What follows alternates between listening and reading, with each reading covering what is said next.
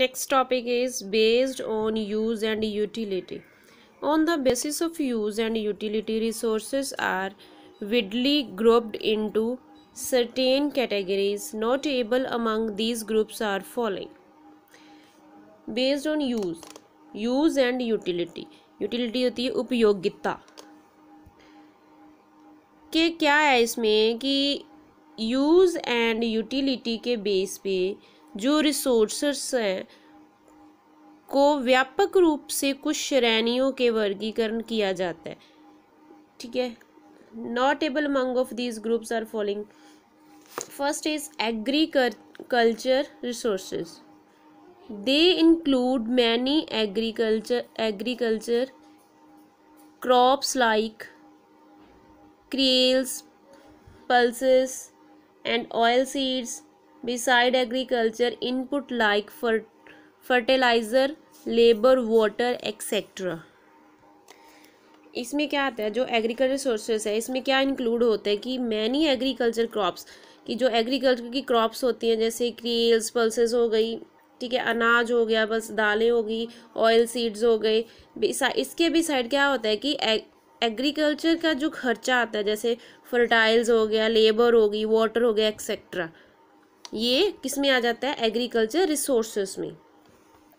Next है mineral resources. They are derived from or above or below the earth's crust and subdivided into category like fossil fuels, metallic and non-metallic minerals.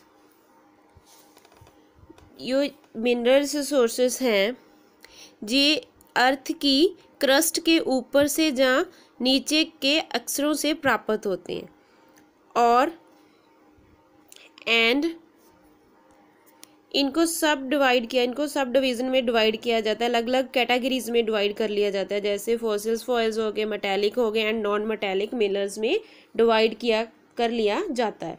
Next is water resources.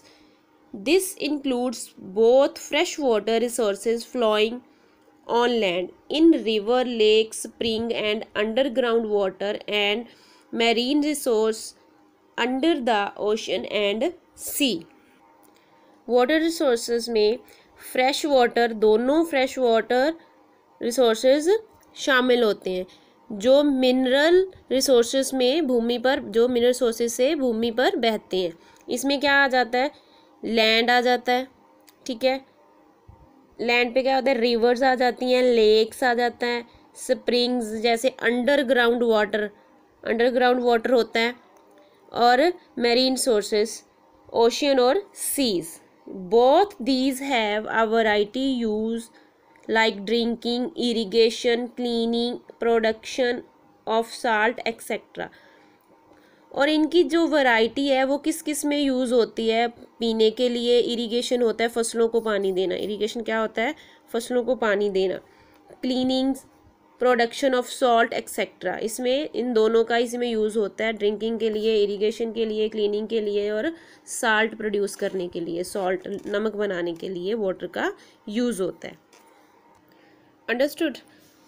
Our next topic is sustainable development and conservation of resources.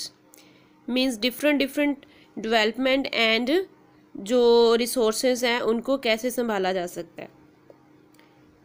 Although the two concepts are different, they are often related to each other. It is because resources conservation is the principal aim of sustainable development.